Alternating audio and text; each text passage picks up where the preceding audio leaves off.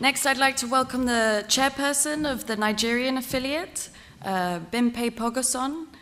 She will talk to you a little bit about the establishment of an affiliated society in her home country of Nigeria. Please put your hands together for Bimpe.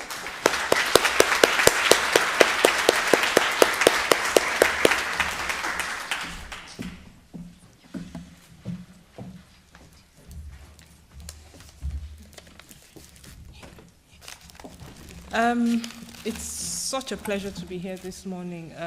One thought that's been going through my mind since all of this started is like, this just happened at the time it was supposed to happen for Nigeria.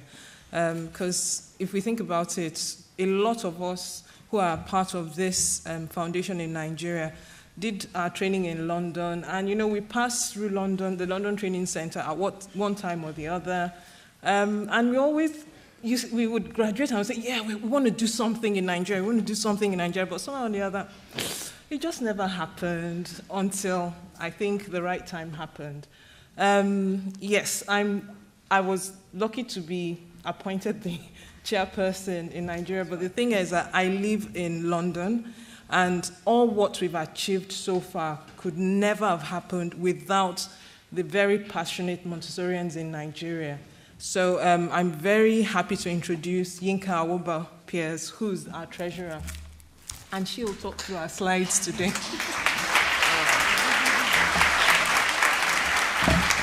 Okay, Bimpe. All right, thanks.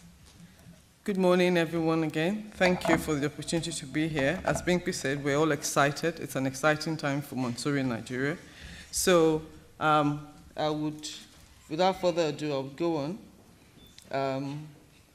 Okay, next, all right, okay. So I'm going to talk through very quickly Montessori in Nigeria. We call our foundation Foundation for Montessori Educators in Nigeria. So when you see FMEN, that is an abbreviation of the Montessori foundation that we just started in Nigeria. Okay, hopefully the cultural subjects has taught us that Nigeria is in West Africa, right? Okay. So we all know that Nigeria is in West Africa. We know it's a highly populated country with 196 million people. There are statistics about education. I think the last one was that there are 15 million children that would never see the four walls of a school.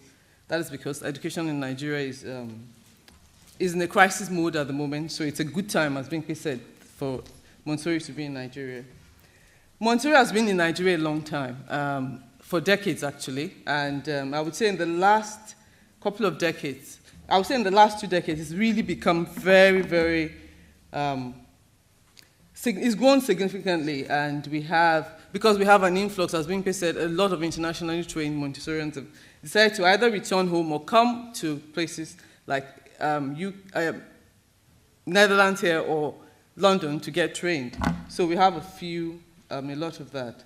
And there's a lot of Montessori awareness in Nigeria, no doubt about that. And there are now a few training centers, but they are not AMI. They are accredited by Malaysia and different parts of the Montessori. Now, one thing we are still working on, or one of the things we're going to talk about as part of our objectives, is that the government has yet to acknowledge Montessori as either acknowledge diplomas by teachers, to accept them as teachers, or even to accept Montessori as a method to use in the schools. And those are one of the goals of what we hope to achieve. Montessori schools are often run, when the president said you work with people with shared values, most of them are run as combined curriculum because the government does not accept it, so most people run it alongside another curriculum with the government accept. So you have AYFS, the American curriculum, and most often the Nigerian curriculum.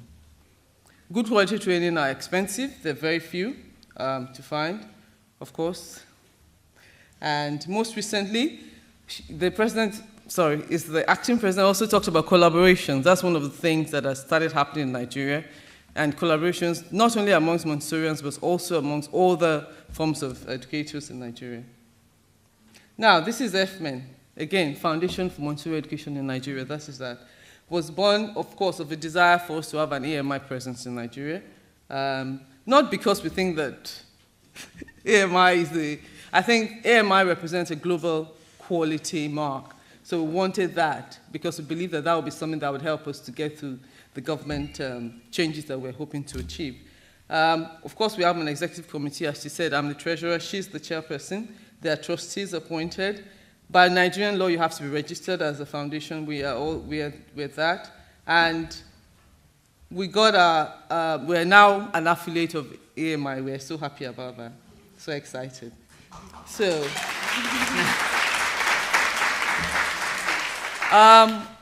although there are a lot of Montessorians in Nigeria, we're still trying to get our membership up. So right now, we currently have about 30 members who are interested in being a member of a foundation, because as you know, you need the people to work with the foundation. You cannot, 4 or 5 of us cannot work by ourselves. So we're trying to get as many people in there as possible. Teachers, school owners, parents, like-minded people, people that share the same values, not necessarily Montessorians themselves. And we're hoping to appoint a honorary president by May 2018 and then launch the association officially, because in Nigeria you need to do that. You need to have an official launch for the government to recognize you in June 2018. Now I'll go straight to our objectives. So in the short term,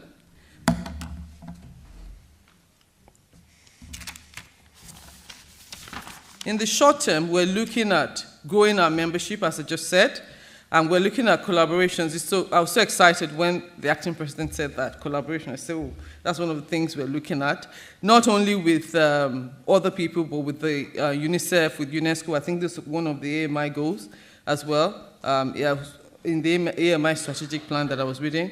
With the Nigerian government, of course, we need to try and get to them as quickly as possible. And we have an assistance course coming up, which will be conducted in Lagos in July of 2018. We hope to be able to do that successfully as well. And we're planning to try and come up with a few seminars to create awareness for parents about the Montessori education.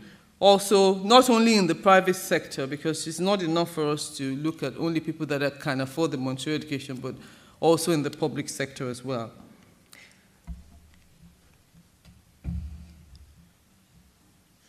And our long-term goals are, one, is to, we aim, with the support of AMI, to establish a training center in Nigeria.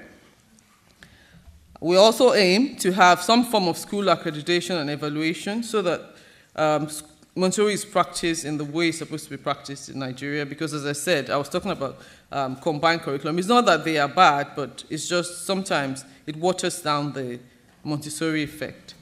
And we're also looking at, we call it corporate social responsibility. I don't know what it's called worldwide. Maybe that's what everyone else calls it.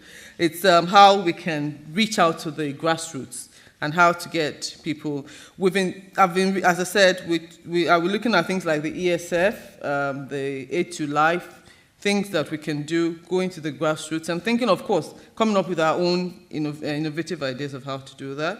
And finally, of course, advocacy. We are hoping that with AMI's muscle behind us, we'll be able to get the government to accept Montessori diplomas as a teaching qualification, because right now, if you have a Montessori diploma, you cannot teach in Nigeria. You have to have an education degree. So that's one thing we hope to achieve. And yes, to finish it off, we are very excited. We are pumped up, we're ready. We have loads and loads of ideas, and we're excited. Thank you very much.